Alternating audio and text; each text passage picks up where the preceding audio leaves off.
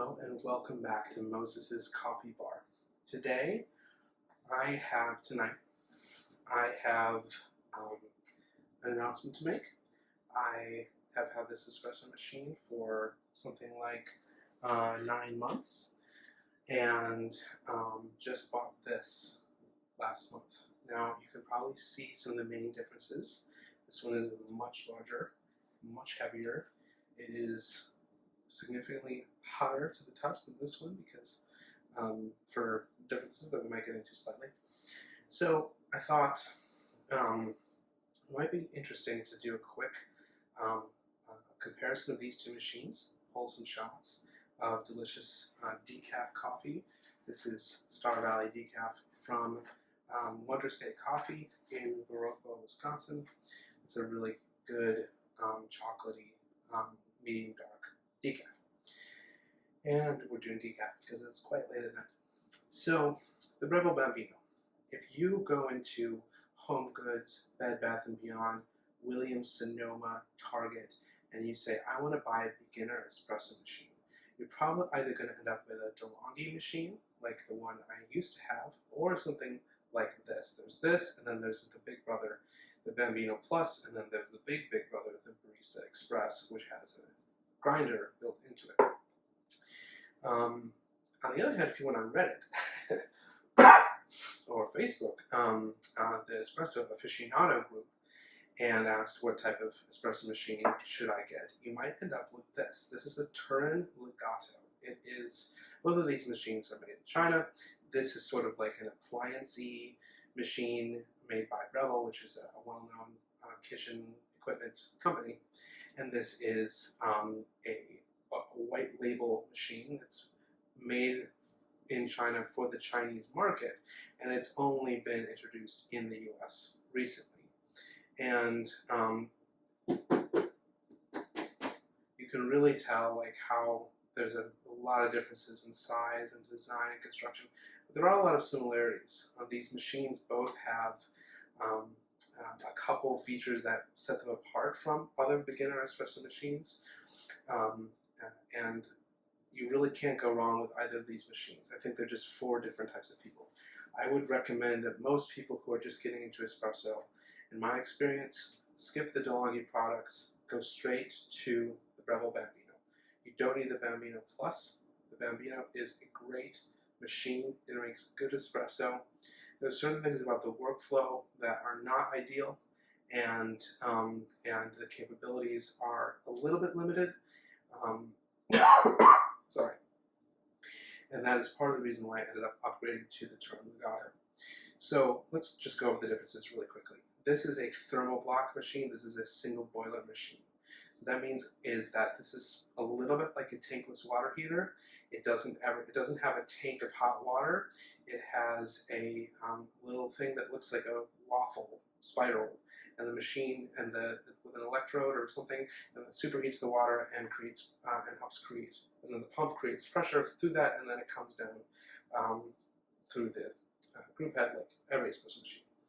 This has a boiler, so it uses the pressure of a pump, just like this one. They sound very similar to the pump. In fact, it might even be the exact same pump. I don't know. But this has a stainless steel boiler in it, so it's consistently boiling water, and it's kept at a certain temperature. So this, using something called a PID. This one has an adjustable PID. As you can see, it says 93C. I can change the temperature up and down by degrees Celsius. No, I cannot change it to Fahrenheit, unfortunately.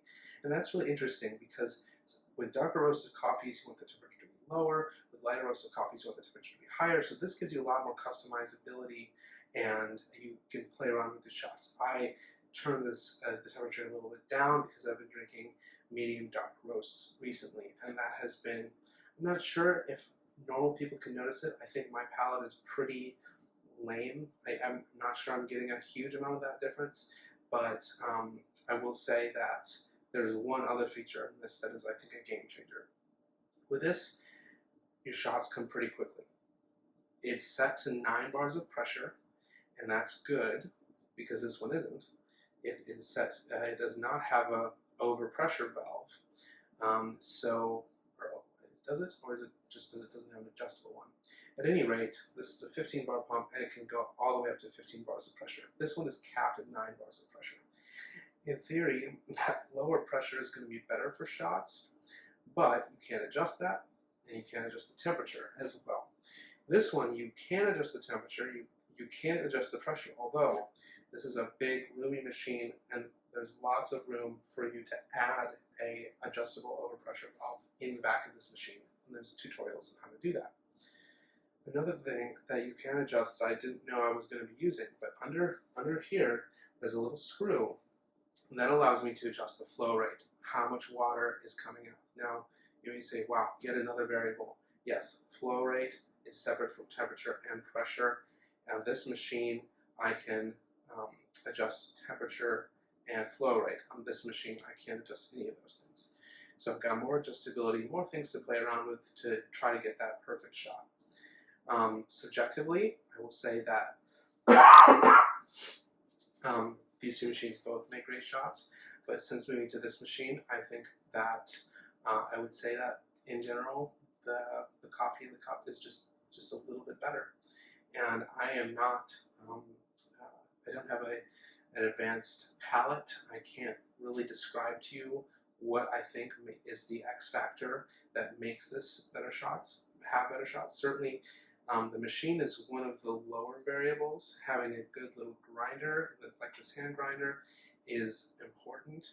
Having good coffee, of course, is the most important factor. And that's why you want to buy coffee that has the roast date on it, and the roast date should be recent, because people don't understand generally that coffee goes stale pretty quickly, even if it's in a sealed bag. So, stepping off my soapbox, let's try to pull some shots and see if we can get some good coffee. Okay, we're starting with the Breville Bambino. Water tank is full, 18 grams of decaf coffee. We're going to lock in the portafilter. And we get our shot glass here. And we're just gonna time this roughly, you know what, whatever, we'll weigh it. Turn on our scale.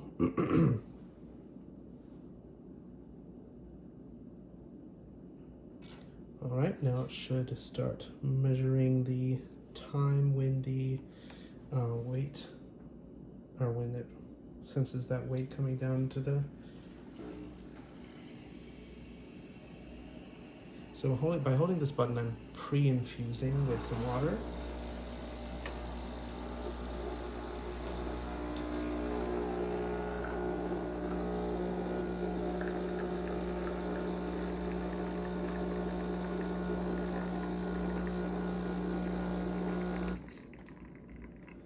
All right, so I have to say, like, one thing I really dislike about this machine is how it keeps dripping after you turn off the pump, and that's because it doesn't have a 3-way solenoid that drains the water into the drip tray like this other machine does. All right, I'm going to do this off camera, but moment of truth, let's taste this coffee.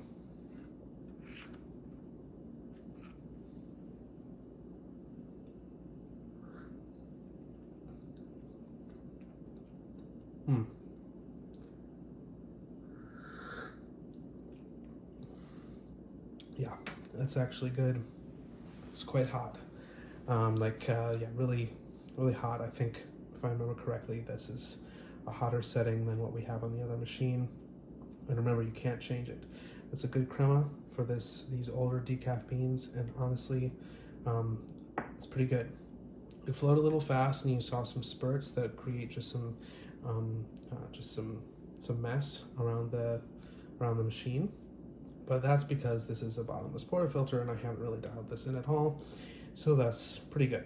So now we're going to cut for a second and come back to the other machine.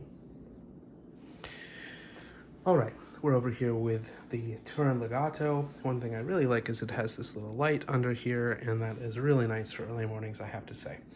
So one thing you'll notice is that there's actually a lot less clearance here than there is on the other machine, so I'm actually gonna have to remove this glass lock in the portafilter, which I can do one-handed really easily because of how heavy this machine is. And then put that under there, and you can see it just barely fits. Is this really an issue? Well, not if you have this little shot glass. It's just not that much of an issue. But if you have larger glasses or cups that you're trying to fit under there, yes, it is an issue. Okay, so I think because this is not a bottomless portafilter, the shot is gonna look less spattery and fast. I didn't get a sense of what the time was on the other machine, but we have this will turn into a timer, and you'll also see down here, and you also see how much pressure we're creating. And so all of these things you just really, well, at least the shot clock and the temperature, you just don't have on that other machine. Let's find out. There's no official pre-infusion, but as you can see, it's really slow to ramp up in pressure. And oh wow, yeah. So these beans are old, and one of the things that we're seeing there is that, wow, that's actually really interesting. We just, yeah. So the problem here, that was really fast. And as you can see, we don't have as much crema here. Why is that? Well, I would say we're probably not grinding fine enough for this machine. Well, actually, it's okay. It's okay, it's not horrible. All right, let's try it.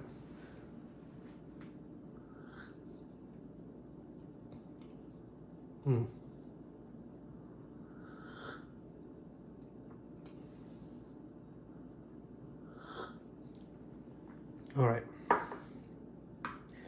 So, I don't know if you're gonna believe me, but that shot does actually taste a little bit better than the shot on the Bambino.